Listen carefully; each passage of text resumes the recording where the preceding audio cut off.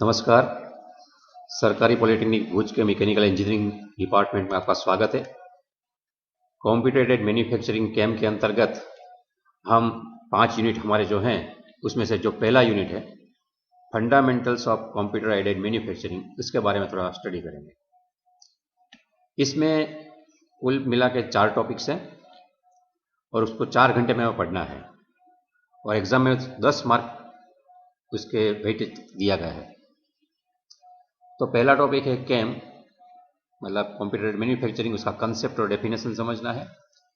और उसके बाद एनसी, सीएनसी और डीएनसी, वो तीनों चीज़ क्या है, उसके क्या फीचर्स हैं और उसके डिफरेंसेस क्या है वो समझना है। और साथ में तीसरे टॉपिक में सीएनसी के एडवांटेज और लिमिटेशंस क्या है वो भी समझेंगे। और उसके बाद selection criteria of CNC machines वो भी समझेंगे। तो ये 4 घंटे का टूल पढ़ाई का हमारा कार्यक्रम होगा। उसमें से हम 1 घंटे पहले पढ़ चुके हैं। थोड़ा केम क्या है, ये सब्जेक्ट में क्या पढ़ेंगे, वो सब हमने देख लिया है। तो अभी सबसे पहले हम केम का कंसेप्ट एंड डेफिनेशन समझेंगे। केम क्या है, डेफिनेशन क्या है उसकी। तो पहले हम बुक की डेफिनेशन देखेंगे, बाद में उसका एक्सप्लेनेशन से हम उसका कंसेप्ट भी समझेंगे। इसके बारे में जो लिखा है वो पहले पढ़ता हूँ, उसके बाद में उसका हिंदी में ट्रांसलेशन करूंगा। Effective utilization of computer technology in the management, control and operations of the manufacturing facility through either direct or indirect computer interface with the physical and human resources of the company। इसका मतलब ये है कि हम computer technology जो है उसका असरकारक तरीके से इस्तेमाल करेंगे। किस में करेंगे? जो भी हमारी कंपनी की मैन्युफैक्चरिंग फैसिलिटी है उसके उनमें करेंगे, डायरेक्ट या इनडायरेक्ट। लेकिन मैन्युफैक्चरिंग फैसिलिटी में क्या क्या करना है हमें? जो भी हमें मैन्युफैक्चरिंग फैसिलिटी में मिला हुआ मशीन है, टूल्स है, उनको मैनेज करना है, उनको कंट्रोल करना है और उनको ऑपरेट करना है। वो सब ऑटोमेटिक होगा ऐसा नहीं है, इसके लिए हम फिजिकली भी उसमें इन्वॉल्व रहेंगे। दूसरी एक डेफिनेशन भी एक बुक में लिखी थी, उसमें लिखा है use of computer systems to plan, manage and control the operations of manufacturing plant with the plants production resources. मतलब हमारे जो प्लांट में रिसोर्सेज हैं प्रोडक्शन के बारे में, वो सब रिसोर्सेज हमें उनके ऑपरेशन को इस तरह से प्लानिंग करना, किस तरह से मैनेज करना, किस तरह से कंट्रोल करना, वो मैन्युअली तो करते थे, लेकिन उसमें हम कंप्यूटर सिस्टम अगर यूज करने लगते हैं तो हम कंप्यूटर एडेड मैन्युफैक्चरिंग करने लगते हैं। अभी इसके बारे में पहले समझने, कैप का कंसेप्ट समझना है। तो मैन्युफैक्चरिंग में बेसिकली पहले कंप्यूटर नहीं था, तो कैसे मैन्युफैक्चरिंग करते थे? औद्योगिक क्रांति होने के बाद ये सब शुरू हुआ, मैकेनिकल मैन्युफैक्चरिंग। उससे पहले भी जो मैन्युफैक्चरिंग होता था पुराने जमाने में, लड़ाई के लिए तोप बनती थी, बंदूक बनती थी, या खेतीबाड़ी के लिए कुछ औजार बनते थे, तो उनके लिए जो अपना लोहार है, सुथार है, वो सब उसकी पहले दिमाग में डिजाइन बना लेते थे कि कैसी हमारी प्रोडक्ट रहेगी, और उसके बाद वो प्रोसेस प्लानिंग करते थे। तो यही जो पहले अपने पुरानी शैली में जो बनता था, उसको औद्योगिक क्रांति के बाद वही चालू रहा।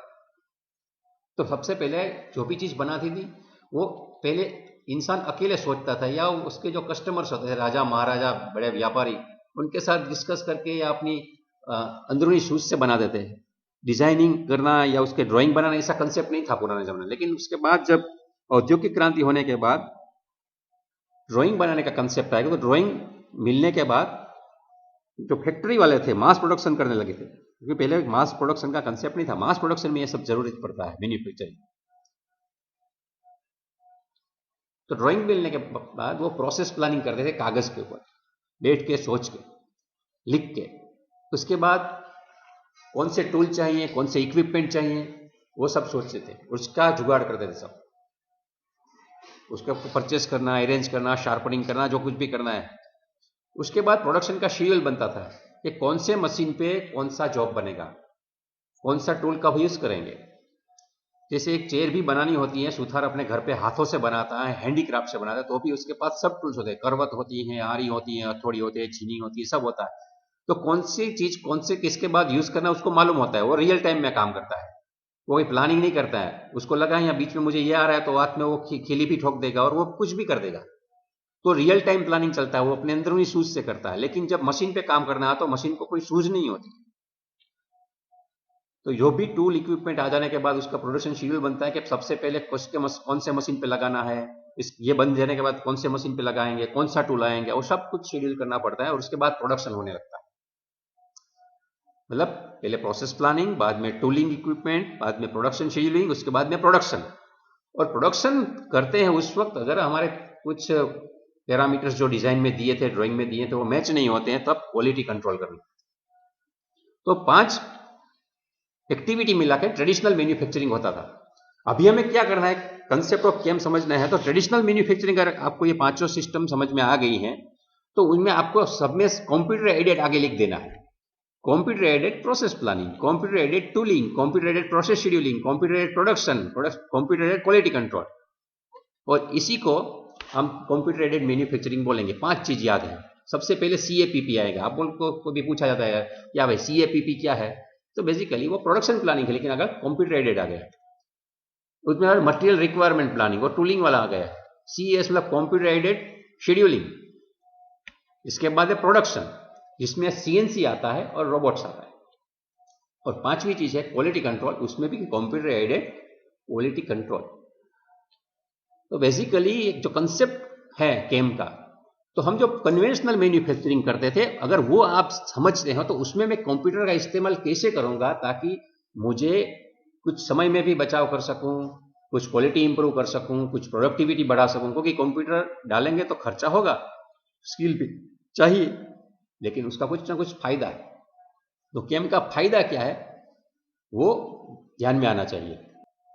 तो केम का उपयोग करने से कंप्यूटर एडेड, क्योंकि कन्वेंशनल मैन्युफैक्चरिंग तो करते ही थे हमने कंप्यूटर एडिंग मतलब कुछ खर्चा करके हमने यहां सब कुछ आधुनिक मशीन बना के रखे हैं। तो उसके क्या फायदे हैं वो दिमाग में आ जाने चाहिए। एग्जाम में पूछते भी हैं। एग्जाम में कंसेप्ट ऑफ केम क्या है, डेफिनेशन ऑफ केम क्या है, सब एग्जाम में 2-2 मार्क में पूछते हैं। किसी तरह से एडवांटेजेस ऑफ केम 3 मार्क में पूछते हैं। तो मैं फायदे एक के बाद ये लिखे हैं मैंने, सब जरूरी नहीं यही फायदे, इसके साथ और भी फायदे आप गिना सकते हैं, लेकिन एग्जाम में लिखने के लिए ये काफी और ये बड़े बड़े फायदे हैं। सबसे पहले है कंप्यूटर एडिंग करने से हमारी जो प्रोडक्टिविटी है वो बढ़ जाती है। मत क्यों? क्योंकि हम एक साथ ज्यादा काम कर सकते हैं, एक ही सेटअप में मैक्सिमम ऑपरेशन कर सकते हैं।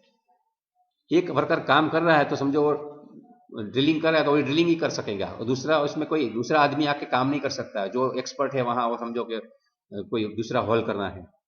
लेकिन यहां मल्टीपल टूल्स लगा के हम मैक्सिमम ऑपरेशन एक ही सेटअप में करेंगे, प्रोडक्टिविटी बढ़ जाएगी। मतलब पहले समझो कि एक जॉब बनाने में हमें आधा घंटा लगता था, अभी एक जॉब हमें 3 मिनट में बना सकते हैं। इसकी प्रोडक्टिविटी एकदम हाई लेवल पे बढ़ सकती है। दूसरी चीज है फ्लेक्सिबिलिटी इन डिजाइन चेंज। इसमें क्या होता है कि हमने एक प्रोडक्ट बनाई है, समझो उसमें हमको 6 होल करने थे, तो 6 होल करते थे, उसके बदले समझो आप अभी इसमें 15 होल करना चाहते हैं, तो डिजाइन में चेंज हो गया। और जो होल बड़े बड़े थे उसके बदले सबको छोटे छोटे करने हैं, तो वो भी पूरा चेंज हो चुका है। मतलब डिजाइन चेंज में आपने नंबर ऑफ होल्स भी बदल दिए हैं और साइज ऑफ होल्स भी बदल दी हैं। तो डिजाइन चेंज करेंगे तो आपको अगर मैन्युअल मैन्युफैक्चरिंग है आपको टाइम ज्यादा लगेगा, लेकिन ये अगर कंप्यूटर एडिंग किया है फ्लेक्सिबिलिटी फटाफट चेंज हो सकता है। मतलब डिजाइन चेंज में भी फ्लेक्सिबिलिटी आ सकती है और ऑपरेटिंग फ्लेक्सिबिलिटी भी बढ़ सकती है। लीड टाइम शॉर्टर हो जाता है, मतलब प्रिपरेशन करने में टाइम जाता था वो प्रिपरेशन का टाइम भी कम हो सकता है कंपैरिजन में सब। दूसरी चीज है जो इंसान काम करता है वो पहले 3-4 जॉब बनाता है, बहुत आराम से बनाता है, अच्छा बनाता है, लेकिन जैसे जैसे दिन चला जाता है उसको थकान लगती है, तो उसकी एक्यूरेसी प्रिसीजन में असर पड़ता है। लेकिन कंप्यूटर कभी मशीन कभी थकता नहीं था, लेकिन उसका ऑपरेटर थकता था। लेकिन यहाँ ऑपरेटर है ही नहीं, अभी मशीन अपने आप काम कर रहा है कंप्यूटर की मदद से। तो एक्यूरेसी और प्रिसीजन एकदम बढ़ जाती है, इसकी वजह से रिलायबिलिटी बढ़ जाती है। दूसरी चीज है इंसान कुछ ना कुछ गलतियां करेगा, इसमें कुछ ना कुछ खटका आ जाएगा, लेकिन अगर मशीन काम कर रहा है तो कभी पैरामीटर को छोड़ेगा नहीं। इसीलिए जो उसका रूटीन मेंटेनेंस है वही करना पड़ेगा, दूसरा मेंटेनेंस नहीं आएगा।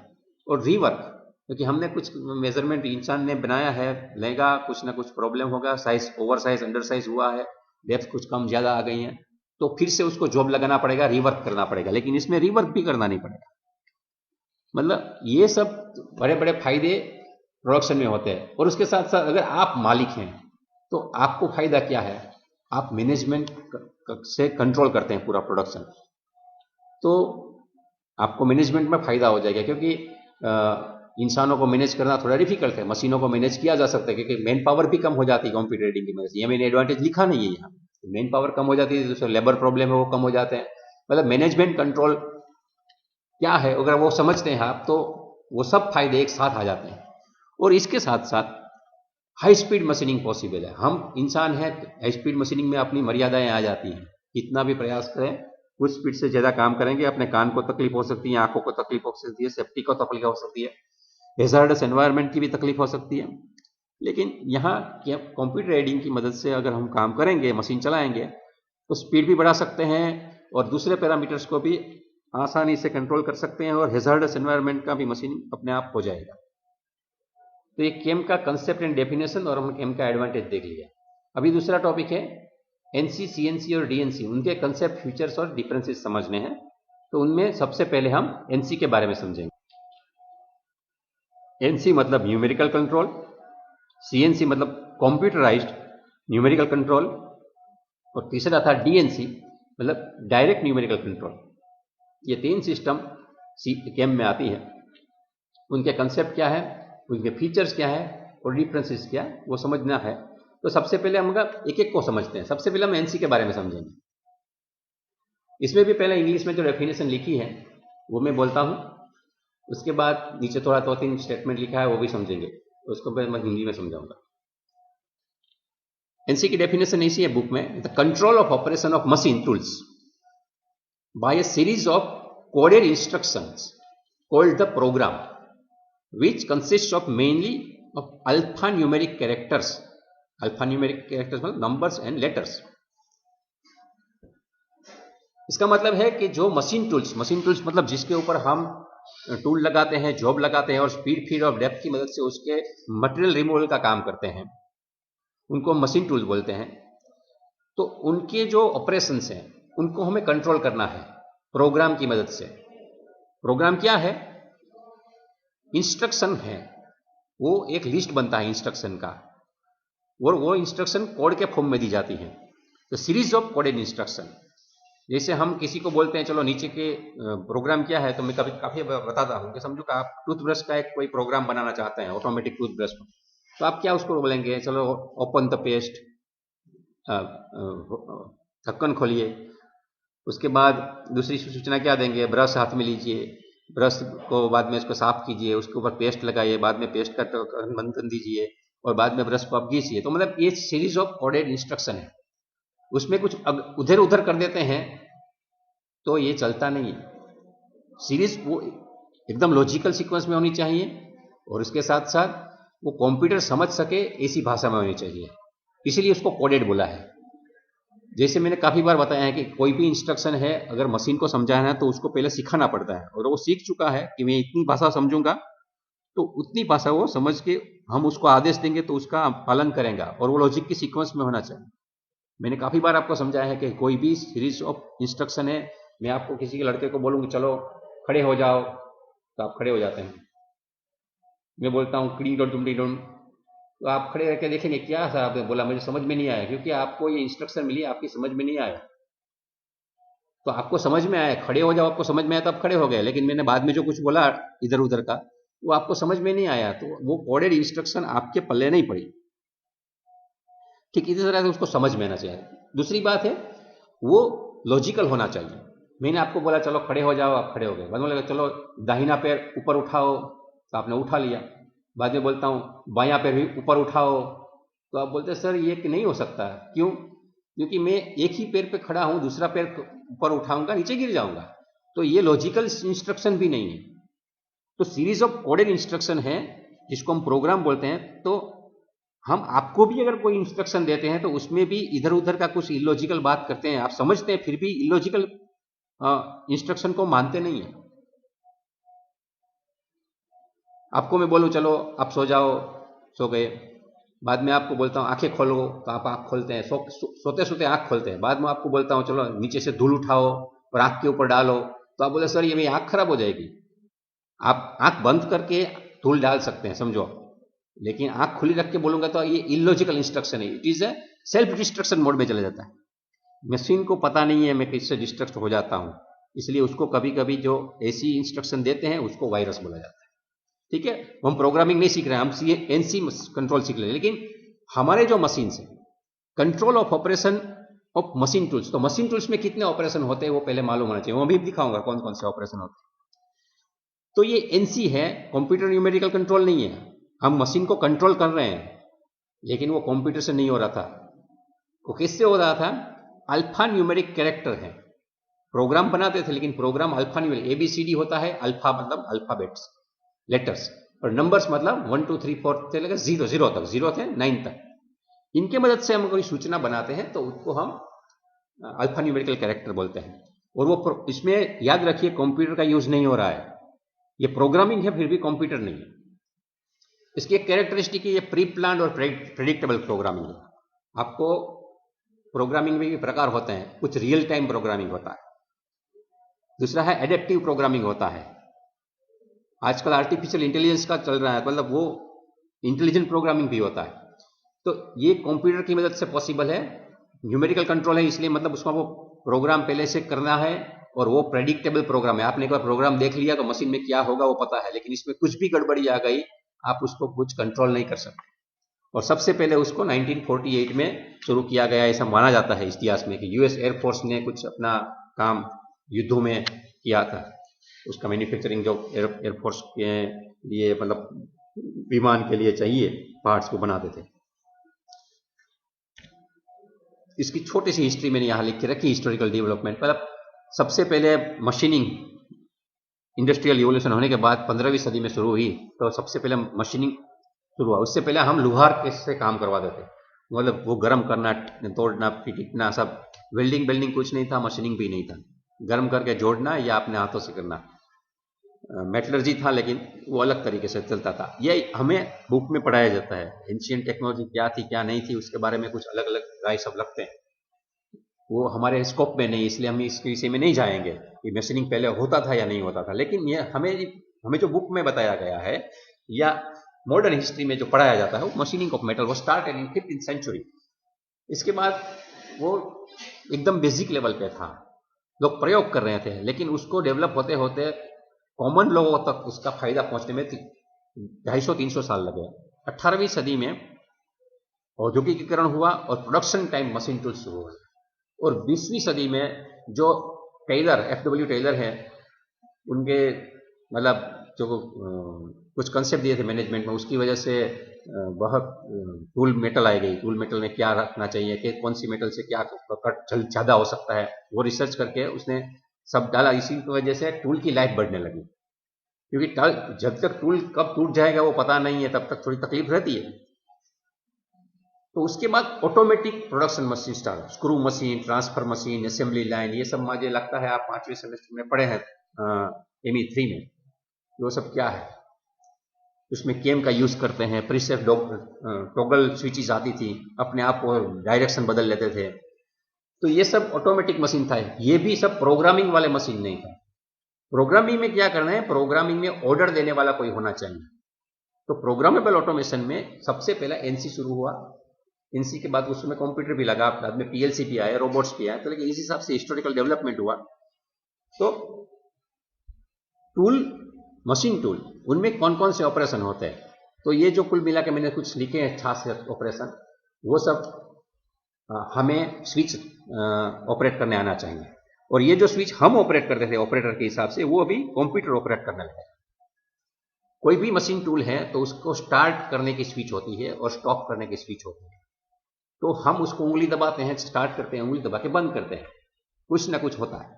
लेकिन उसके बदले एनसी मशीन से, कंप्यूटर नहीं, उसमें हमें कुछ ऐसा कोड डालना है प्रोग्राम में कि वो अपने आप चालू हो जाए प्रोग्राम में।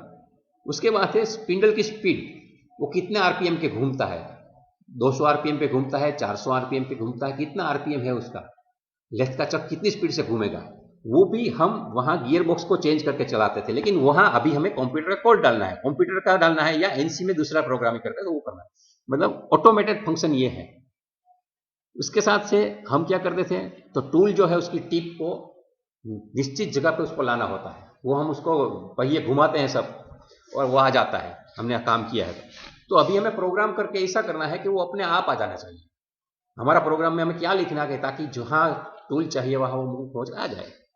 उसके बाद हमें टूल को निश्चित गाइडेड पाथ पे घुमाना है, गाइड करना है। हमारा जो डिजायरेबल पाथ है जिसकी मदद से हमें हमारा शेप मिलेगा, तो उसको कैसे गाइड करना वो हम हाथों से करते थे, उनके बदले हाथों से नहीं तो मतलब लीड स्क्रू से करते थे, उनके बदले अभी कोड से होना चाहिए। फीड का रेट कितनी स्पीड जल्दी से हमें वो कट लेनी है तो उसको फीड रेट बोलते हैं, उसको कंट्रोल भी अभी कोड से करेंगे। उसके साथ साथ एक बार एक काम कर लिया, समझो एक ड्रिल से हमने छोटा होल कर लिया, समझो 12 mm का होल हो गया। अभी 12 mm में हमें काउंटर बोरिंग करना है और उसका डायमीटर 18 mm का है, तो वो 12 mm का ड्रिल निकालना है, बाद में फिर से 18 का फिट करना है और बाद में उसको वहां जाल लगे जाके फिर से उसको थोड़े डेप्थ तक काउंटर बोरिंग करना है, तो 18 का वो ड्रिल डाल चलेगा। तो हम वो सोचते हैं वो कहाँ पड़ा है, चलो वो कबाट में से निकालो फिर से फिट करो। तो ये टूल चेंज करने के प्रोसेस जो हम सोचते हैं वो अपने आप होना जाना चाहिए, तो वो भी उसका कोड बनता है। उसके साथ साथ एक पैलेट आता है। पैलेट क्या है, तो जो रहता है उसको पैलेट बोलते हैं, या टूल रखते हैं कहीं भी, वो भी पैलेट होते हैं। उसको कैसे चेंज करेंगे वो भी इससे हो सकता है, उसका भी कोड आता है। और जब भी हम मशीनिंग करते हैं तो हीट जनरेट होती है, किसी में हीट जनरेट नहीं होती है बहुत ज्यादा, लेकिन बहुत ही ज्यादा अगर हीट जनरेट हो रही थी हमें कूलेंट डालना होता है, तो कूलेंट को चालू करना या नहीं करना, तो हम वहां कूलेंट का एक पंप होता है, वो अपने चाप दबाते हैं, चालू हो जाता है कूलेंट का पंप। अभी लगता है कि जरूरत नहीं है, हम बंद कर देते हैं। तो हम जो हाथों से कूलेंट का पंप चालू करते थे, उनके बदले अभी वो हमारे जो कंट्रोल प्रोग्राम जाएगा, प्रोग्राम का कोड जाएगा, उनकी मदद से वो चालू या बंद होगा। तो एनसी के ऑटोमेटेड फंक्शन कौन से होंगे, इतने होते हैं। तो मैं समझता हूं आपको ये ध्यान में आया होंगे, ये जो फंक्शन है उसको हमें कंट्रोल करना है। अभी हमें समझता है कि एनसी कैसे काम करेगा। इसमें मैंने साथ में सीएनसी लिखा है, सीएनसी सिस्टम, लेकिन इसमें कंप्यूटर आ जाएगा तो सीएनसी बन जाएगा। वरना एनसी, आप सोचिए पहले कंप्यूटर नहीं था, कीबोर्ड माउस नहीं थे, मॉनिटर नहीं था, उस जमाने में हमें अगर काम करना है तो ये प्रोग्रामिंग कैसे करेंगे। तो कोई भी सिस्टम में ये 6 कंपोनेंट मिलते हैं। एक पार्ट प्रोग्राम होता है, एक प्रोग्राम का आईपी डिवाइस मतलब इनपुट डिवाइस, जिससे हम उसको बोलेंगे। मैं आपको जो सूचना देता हूं तो आपका इनपुट डिवाइस कौन सा है, अभी आप अपने कानों से सुन रहे हैं, तो आपका कान वो इनपुट डिवाइस है, और मैं बोल रहा हूं, मेरी वाणी है, वहां से मैं दे रहा हूं। ठीक इसी तरह से आपको इनपुट कहां से मिल रहा है, आपके स्क्रीन के ऊपर से मिल रहा है, तो आपकी आंख इनपुट डिवाइस है, और मैं यहां मेरा स्क्रीन शेयर करके आपको वो इनपुट दे रहा हूं। तो कोई भी सिस्टम में इनपुट डिवाइस होता है, उसमें एक इनपुट देने वाला और एक इनपुट रिसीव करने वाली चीज होती है। उसमें बात है दिमाग होता है हमें, जैसे उसी तरह मशीन में भी एक मशीन कंट्रोल होता है, सेंट्रल प्रोसेसर जैसा। उसके बाद ड्राइव सिस्टम होता है, आप पलक झपकाते हैं, कान को इधर उधर करते हैं, हाथ घुमाते हैं, मतलब सुनने के बाद मैं आपको बोलूं चलो आप अपना स्क्रीन शेयर कीजिए, तो आप तुरंत अपना हाथ में मोबाइल लेने लगते हैं। तो ड्राइव सिस्टम, आपका दिमाग में जो सूचना आ गई, इनपुट आएगी, उसके बाद आप क्या करते हैं, आउटपुट देते हैं। आउटपुट के लिए आपको क्या चाहिए, आपको पास ड्राइव सिस्टम चाहिए। भगवान ने भी हमें 5 आउटपुट डिवाइस दिए हैं, इसमें हम हाथ का और पैर का यूज करते हैं। तो ये जो ये उसको ड्राइव होना चाहिए। अगर हमें ड्राइव सिस्टम खराब हो गई तो उसको क्या बोलते हैं, पैरालिसिस हो गया। तो कभी भी पैरालिसिस नहीं होना चाहिए, इसलिए हम एक्सरसाइज करते हैं, ध्यान रखते हैं। तो पूरी सिस्टम जो हमारी बॉडी की है वो एक्चुअली इसके कंपोनेंट अगर हमारे ध्यान में आता है तो हमें पता चलता है कि वो पार्ट प्रोग्राम सही जाना चाहिए। अगर पार्ट प्रोग्राम सही है तो बाकी की सिस्टम अच्छी चलेगी। हमारा पार्ट प्रोग्राम क्या है, अभी हमारा पार्ट प्रोग्राम डिप्लोमा हो जाना, तो हमें उसके लिए इनपुट डिवाइस मिले हैं, उसके लिए कंट्रोल मिला है, इसके लिए ड्राइव भी चल रही है, एग्जाम भी ले जाए, मशीन टूल्स आपके हैं सब, और उसका फीडबैक सिस्टम में आपके एग्जाम में रिजल्ट आ जाते हैं। रिजल्ट अच्छा आता है तो आप नेक्स्ट सेमेस्टर में चल जाते हो, 6 सेमेस्टर पास हो जाता है तो आपको सर्टिफिकेट मिल जाता है। और फीडबैक सिस्टम में गलत आता है तो नहीं, तो फिर से पार्ट प्रोग्राम चालू हो जाता है, फिर से इनपुट, फिर से कंट्रोल, फिर से ड्राइव सिस्टम। तो ऐसी हमारी एग्जाम की सिस्टम है, बॉडी की सिस्टम है। तो उसी को ध्यान में रख के आप सोचेंगे तो आपको ये ध्यान में आएगा कि बिना कंप्यूटर के हमें अभी मशीन टूल को कंट्रोल करना है। उसका जो इनपुट होता है उसको समझने के लिए मैं यहाँ एक चित्र दिया है, ये चित्र का आप स्टडी कीजिए, 2 मिनट में मैं समझाता हूं। तो ये जो 6 कंपोनेंट है उसका एक डायग्राम यहां बना के रखा है। पार्ट प्रोग्राम वो टेप में होता है, उसको कैसेट में डालना होता है, वो कैसेट वो यूनिट में लगानी होती है। वो कैसेट में जो कि हमारा टेप घूमती है, वो घूमने वाली टेप के हिसाब से वहाँ सब मोटर को कैसे चालू करना, बंद करना, आगे ले जाना, उसके वायर के हिसाब से उसमें करंट जाएगा। तो उसमें देखिए एक्स एक्सिस की 2 आउट इनपुट है, कनेक्शन है, यहाँ 5 वायर के कनेक्शन दिए दिखाए हैं। ये जैसे रिमेटिक है, समझने के लिए है, लेकिन जो मैंने प्रोग्राम में लिखा है उसके हिसाब से मोटर घूमेगी आगे पीछे। ठीक इसी तरह से वाई एक्सिस भी घूमेगी और जेड एक्सिस भी घूमेगी, और जो घूम रहे हैं उसके हिसाब से वहाँ फीडबैक आएगा, तो वो मशीनिंग बराबर हो रहा है कि नहीं वो देखा जाएगा। कैसी टेप होती है, इसके फोटोग्राफ्स भी लगाया मैंने। आप देख सकते हैं कंप्यूटर नहीं है, आपको सोचना यही है कि बिना कंप्यूटर के काम कर रहे हैं। तो आप देखिए एक छोटी सी ऐसी रोल पट्टी होती है, जैसे हमारा प्रिंटर में पेज आते हैं, ठीक इसी तरह से वो मेटल की आती थी, और वो पट्टी के अंदर कुछ होल्स बनाने होते थे। वो होल्स की हमें बनाने, वो होल्स को फीड करने हैं। ये पूरी पट्टी बनने के बाद जो साइड में दिखाया गया है यहाँ ये वाली, तो इसमें लगा के यहाँ ये घूमती जाएगी, और जो होल है वो कितने होल आ गए उसके हिसाब से आगे का मशीनिंग होगा। अभी ये पट्टी है, उसका भी कोई स्पेसिफिकेशन होता है, वो हमारे सिलेबस में, लेकिन एक ध्यान में आ जाए कि ऐसी पट्टी बनती थी, उसके कितना गैप रखना, कैसे होल बनाने, वो सब आज से 60-70 साल पहले यही मैन्युफैक्चरिंग की स्टाइल होती है। कुछ होल को बंद रखना है, कुछ होल को खुला रखना है, और 8 होल होते थे, और वो 8 होल को मिला के अपना वो टेप फीड होता रहता था, और उसके हिसाब से वो मैन्युफैक्चरिंग चलता था।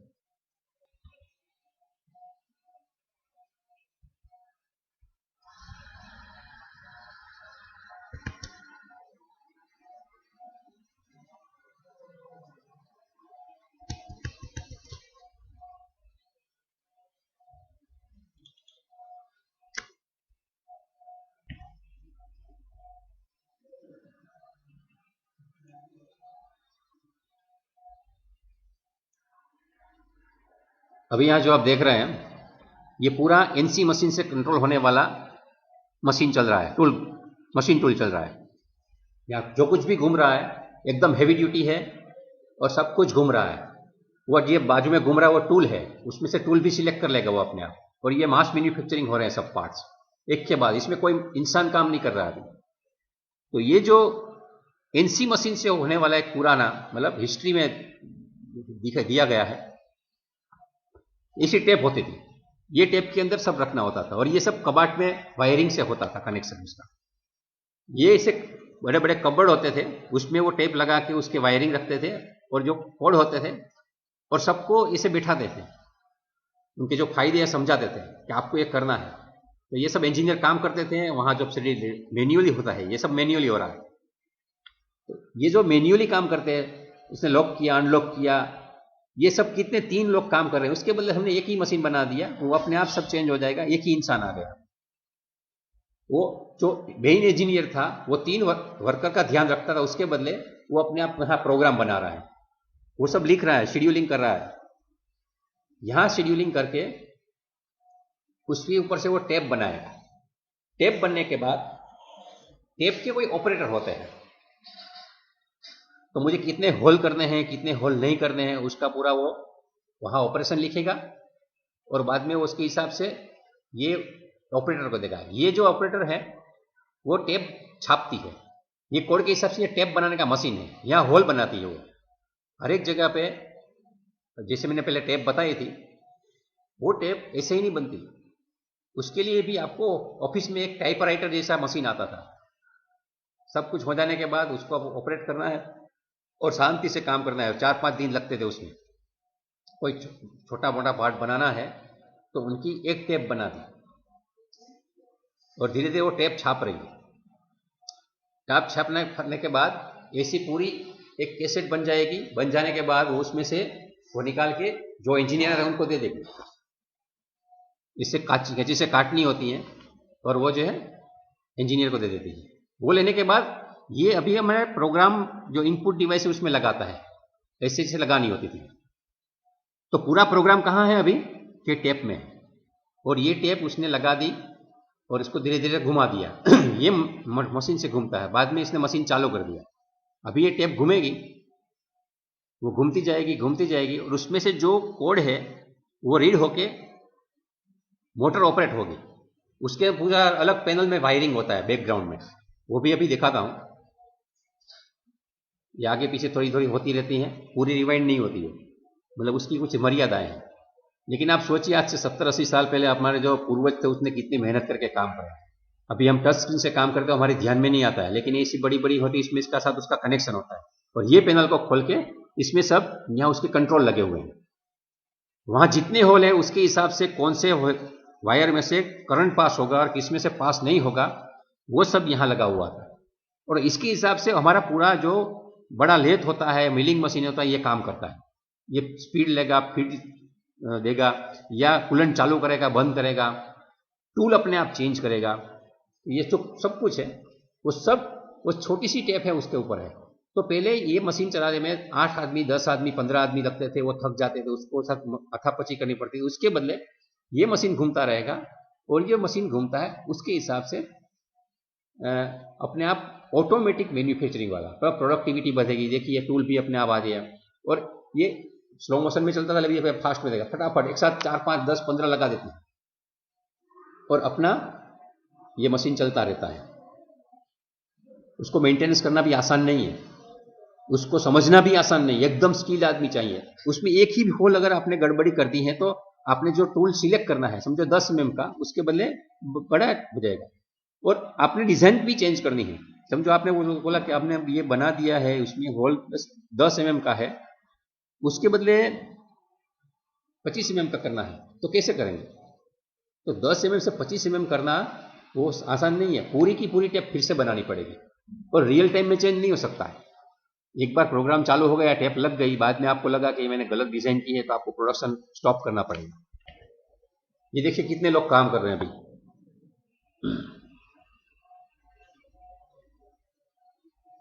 अब ध्यान से देखिए, ये जो मशीन के ऊपर हम काम करते थे तो पहले ऐसे हुआ करते हैं। यहां कहीं भी कंप्यूटर नहीं है। देखने वाली बात यह है, सब ऑटोमेटिक है, लेकिन कहीं भी कंप्यूटर नहीं। उसको आपको डस्ट फ्री वातावरण में रखना है, एकदम ठंडे वातावरण में भी रखना है। और इतनी बड़ी बड़ी साइज के ये सब वायर हैं, उसको कैसे जोड़ना, टेप के कौन से सिग्नल से कौन सा वायर चले, वो सब यहाँ दिखा रहे हैं। ये टेप उसने लगा दी है, टेप अभी घूम रही है और यहाँ वो जो उसको देखना है तो उसका ये वीडियो ऐसा था कि टेप घूम रही है तो कैसे घूम रही है, कैसे जा रहा है, वो एक ऐसा सिग्नल आता था। उस सिग्नल के हिसाब से अपने को जजमेंट लेना होता था। उसका वो टेस्टिंग कर रहा है कि बराबर जा रहा है कि नहीं जा रहा है, तो क्योंकि वो ऐसे ही टेप नहीं लगा था, उसके पहले ट्रायल लेनी पड़ती है। वो सब ट्रायल ले रहे हैं, उसकी एक्यूरेसी देख रहे हैं और उसके बाद ये उसके जो कनेक्शन जाते हैं उसको भी कैसे मिलाना, मतलब हमने जो होल बनाए हैं वो होल के हिसाब से वहां करंट पास करवाने हैं तो कैसे करें, वो सब वहां चेक करना होता था। वो आसान नहीं था।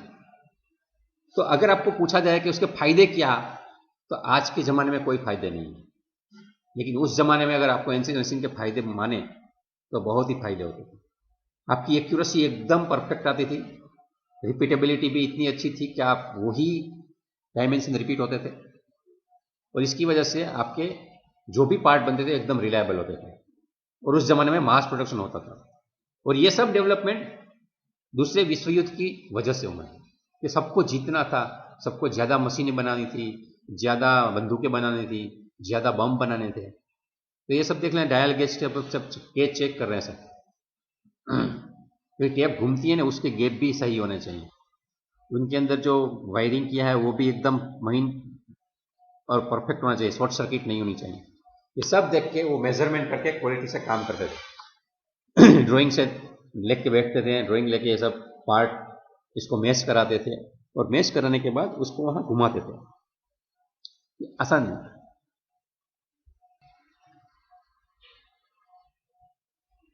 आज भी आपको कहीं मैकेनिकल प्रोग्राम कहीं बनाना है तो मैकेनिकल प्रोग्रामिंग बहुत ही डिफिकल्ट है। आपने देखा होगा कि कभी भी आपको बम फोड़ना है तो क्या करते हैं कि आप चलाते हैं और सुतली बम को फेंकते हैं तो फूट जाता है। लेकिन आपको ऑटोमेटिक फोड़ना है, क्या करेंगे कि आप एक छोटी सी अगरबत्ती लीजिए, उसका उस टाइमर सेट कीजिए, उसको उसके साथ बांध दीजिए, तो थोड़ी देर के बाद वो जल्दी जल्दी पहुंचेगी और वो अपने आप रिजल्ट दे देगी, फूट जाएगा बम।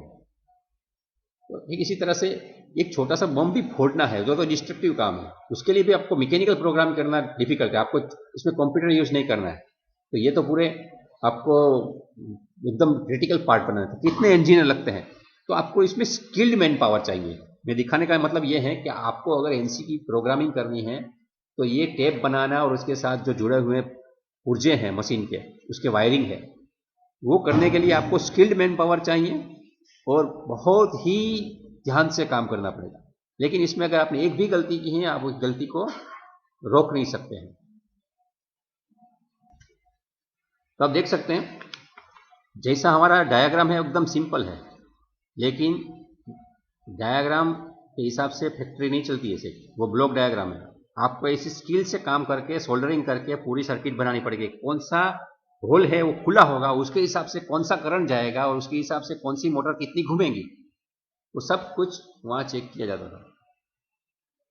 तो इनके लिए ये लोग सीएनसी नहीं यूज करते थे, एनसीबी यूज नहीं करते, ये सब कन्वेंशनली मैन्युफैक्चर होता था। बाद में उसका भी उसने प्रोग्राम किया, एनसी को मैन्युफैक्चरिंग करने वाला भी मशीन बना दिया और इसके हिसाब से आप देखेंगे कि वो पूरा मैन्युफैक्चरिंग उसका, ये कंपनी एनसी बनाने वाले हैं, लेकिन ये जैसे स्क्रीन प्रिंटिंग करते हैं कि हमने क्या बनाया, जो जर्मनी वाला बनाते थे, तो आप हर एक फैक्ट्री को, और ये मशीन रेडी हो गए, ये एनसी मशीन है, वो ऐसे जो पैलेट है उसके ऊपर ले जाके, और ये दिखा रहा हूं मैं सब 1960 के पहले की वीडियो से, ये सब उसको सप्लाई करते थे, वहां लगा देते थे, और इतने बड़े बड़े मशीन बाद में वो सीएनसी से चलाते हैं। मैं सी बोलता हूं, वो आदत हो गई इसलिए वह एनसी से चलाते थे। कंप्यूटर नहीं था और कंप्यूटर उतना सुलभ नहीं होता। ये सिंपल ही चालू किया तो अपने आप घूमने लगा है। वो कैसे घूम रहा है, तो मशीन की कॉर्ड्स की वजह से हो रहा है। कॉर्ड कैसे दिया है, टेप से दिया है। टेप किस में है, वो पूरी कैसेट में है, वो कैसेट घूम रही है, वहां रीड हो रहा है और वो देख रहा है।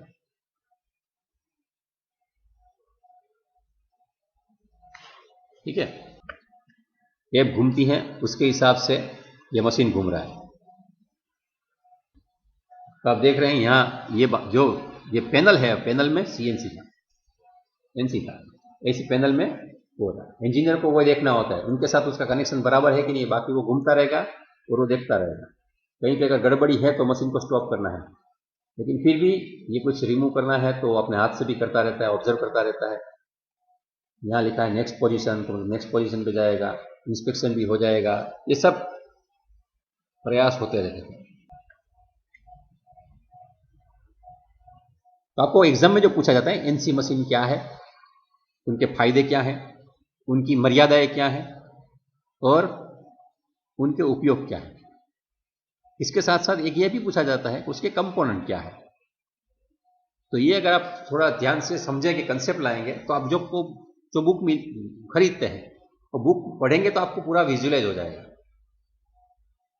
क्योंकि जब भी इसमें लिखा होता है कि बड़े जॉब को हैंडल कर सकता है, तो हम बड़े जॉब की कल्पना ही नहीं कर सकते। लेकिन यहां देखिए इंसान के सामने कितना बड़ा जॉब घूम रहा है, कितना बड़ा टूल चल रहा है।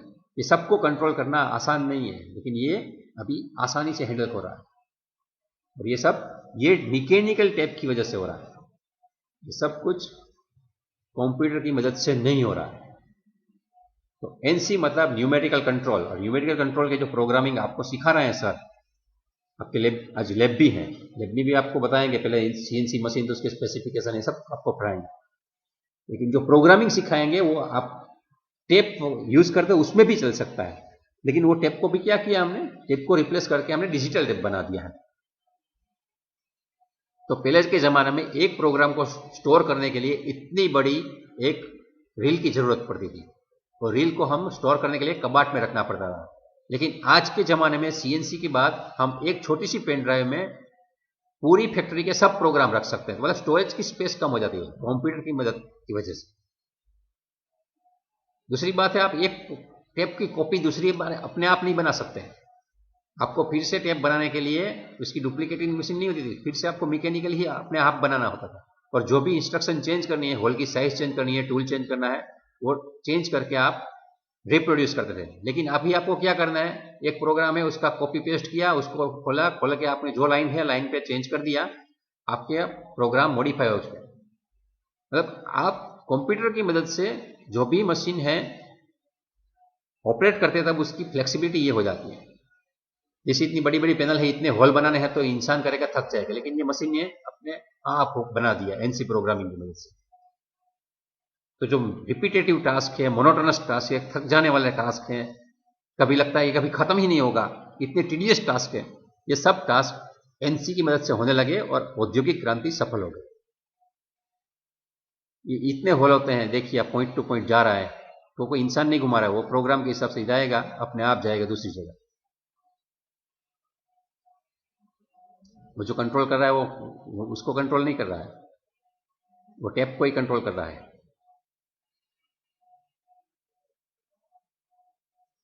लेकिन फिर भी सब ऑपरेशन ऑटोमेट करने संभव नहीं थे। जैसे आज ह्यूमनलेस फैक्ट्री बन रही है, मतलब पूरे फैक्ट्री में, मतलब आधे एकड़ में पूरी फैक्ट्री होगी, सब मशीन होगी, लेकिन पूरे फैक्ट्री में एक ही इंसान की जरूरत, सब काम रोबोट कर लेगा, ऐसा नहीं था। कुछ चीजें ह्यूमन ऑपरेशन से भी करनी पड़ती थी। तो ये जो पार्ट है वो एनसी मशीन से, प्रोग्राम से ही चल रहा है, लेकिन फिर भी उसमें ह्यूमन असिस्टेंस की जरूरत पड़ती है। अब देखिए ऐसा कॉम्प्लिकेटेड पार्ट उसने मैन्युफैक्चरिंग किया तो अकेले नहीं किया है, कुछ ऑपरेशन उसको करने पड़ रहे हैं। अगर ये मशीन नहीं होता तो ये पूरा काम करने में प्रोडक्टिविटी भी कम आती, और एक के बदले आपको 15-20 आदमी लगते हैं। लेकिन एक टेप बना दिया, पूरा मशीन कंट्रोल का, speed, feed, depth of cut, on off, job, tool changing, ये सब ऑटोमेट कर दिया। तो कुछ चाप दबानी है, उसको मॉनिटर करना है, कुछ हैंडल घुमाने हैं, उतना ही काम उसके बाद हो गया। और वे सब ऐसे ही नहीं होता है, उसके लिए पहले जो होता है वो अनस्किल्ड था, लेकिन ये सब इलेक्ट्रिकल का नॉलेज और मैकेनिकल का नॉलेज, दोनों नॉलेज होना जरूरी था। इसलिए पहले के ज़माने में अगर दोनों डिग्री लेने वाले लोग ज़्यादा थे। आज से 30 साल पहले चले जाओ तो डिप्लोमा इन मैकेनिकल और डिप्लोमा इन इलेक्ट्रिकल मिल जाएंगे। कुछ लोगों ने दोनों ही इंजीनियरिंग की है, ऐसे भी लोग मिल जाएंगे डिप्लोमा से एडवांस। लेकिन अभी ज़रूरत नहीं है, अभी आप कंप्यूटर में चले जाओ बस। तो पार्ट प्रोग्राम क्या है वो मैंने आपको तब समझाया।